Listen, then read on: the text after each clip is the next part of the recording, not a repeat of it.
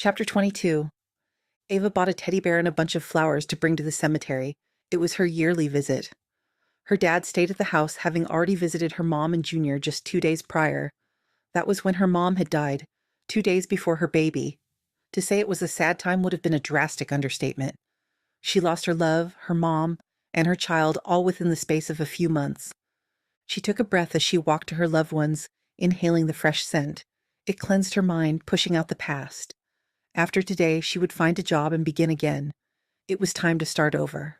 She had hoped it would be with Remy, but he was in a different place, a place she couldn't break into. Ava placed the flowers at her mother's headstone and then stepped over to Brock's. Why didn't you tell me? Ava jumped at the voice coming from behind her. She whipped around to find Remy standing in the shadow of a pine tree nearly 20 feet away. He slowly walked to her, taking the teddy bear from her hands. Why didn't you tell me? He asked again. You were dead, she said, looking down at the stuffed animal that was tiny in his hands. But I'm not. You've had plenty of opportunities to let me know. And what would you have done? Remy didn't answer and instead set the little bear at Brock's headstone. He straightened and took a breath that was as shaky as hers. What happened to him? Ava chewed on her bottom lip, holding back the burning tears that pooled. He came too early. He was so little, she said, remembering how he was barely a handful. His skin so thin it was almost translucent. But he was a fighter, too. He hung on for nearly a month, but his little body just wasn't developed enough. Remy reached out, wiping an escaped tear from her cheek that unleashed hundreds more. He hugged her into him, allowing her to drench his shirt. I'm sorry. I should have been there for you. You were dealing with your own problems, she said, remembering the scars that littered his body. He had more demons to fight than she did. He shook his head. No, nothing is more important than family. I'm not your family. Brock was my son. She nodded, her face rubbing against his moist shirt. And I want you to be my family, too. Pulling back, Ava looked up at Remy.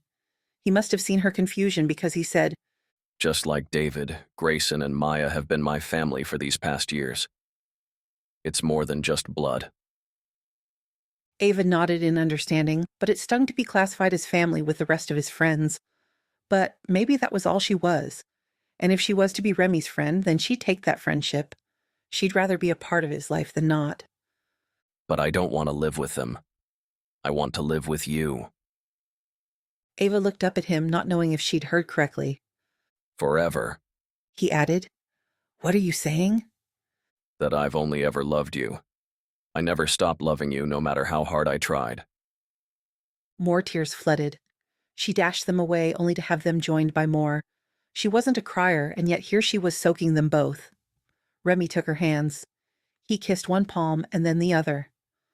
I won't ask you to marry someone like me, but I want you around as long as you can tolerate me. Someone like you? She questioned. You know all my flaws.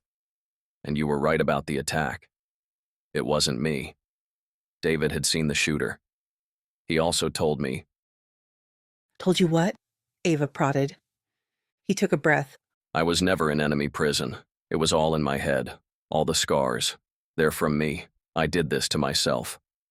No, you didn't, Ava stated. It was Boyer. Everything was Boyer. Don't you dare blame yourself. He looked as if he was about to argue, but a smile curved his lips instead.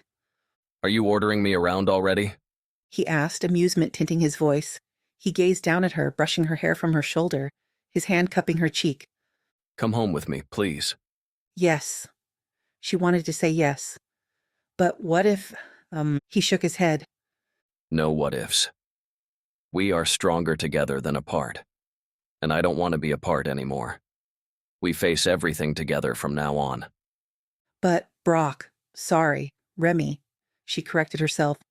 I'm really trying to remember, but it slips sometimes. You can call me Brock. Really? I think it's time I let the government know that they can rip up my death certificate. I'm suddenly feeling quite alive. Really? Really. A small smile shaped his lips. I doubt anyone will call me Brock again, but you can. Oh, I don't know. I'm rather fond of this new Remy, she said, smiling. Is that a yes? You'll come home? I want forever, too. A real forever. His brows lowered. You want to marry me? Yes. Are you sure? You could wait and decide later. She was done waiting. Just shut up and kiss me. He smiled and gathered her into his arms. I can do that. Remy awoke, feeling run down. Was it morning already? It was as if he hadn't slept at all, which, if he thought back, he barely did. And the only person he could blame was lying right next to him, her arm over his chest, her leg draped over his. She was like a human koala bear. He missed that about sleeping with her. When he first met Ava, it had been tough to get used to. He might be big, but he wasn't a damn tree to cling to. But then it became a form of security, knowing she was right next to him, safe. And then when she wasn't with him, it was as if she ripped the security away. Ava stirred next to him, her satiny skin brushing against his. Christ. He couldn't get enough of her. He couldn't touch her enough. Couldn't kiss her enough. Couldn't love her enough. His phone rang, eliciting a soft mewling sound from Ava as she cuddled deeper into him. Reaching over, he grabbed the phone off the nightstand, cursing when he read David's name on the screen. What? Remy growled into the phone. Maya wants to know when you're going to bring Ava around. She and Jenna want to surprise you both with a party. Ow. David yelped. Remy heard Maya's scolding in the background. Oh well, not a surprise anymore. We don't want a party, Remy said, keeping a shudder at bay. Ava cracked open her sleepy eyes. What's going on? Maya and Jenna are scheming to throw us a party. What for? You know I hate parties. You only hate parties when you're the center of attention, Remy corrected. But you can't get out of it if Maya is involved. David mumbled his agreement. Maya said you've been shacked up long enough. Ow. Okay. She might not have used those words. But it's been nearly 2 weeks, and we haven't heard a word from you. Tell Maya to give us another 2 weeks. We're busy, Remy said, ending the call and tossing the phone. He rolled over, pinning Ava. Her warm, firm body beneath him nearly undid him every time. Well, I bought us a little time, he said. What would you like to do? She shifted, nails scraping along his back, causing a chain reaction that couldn't be ignored. Little savage, he murmured, nipping her shoulder.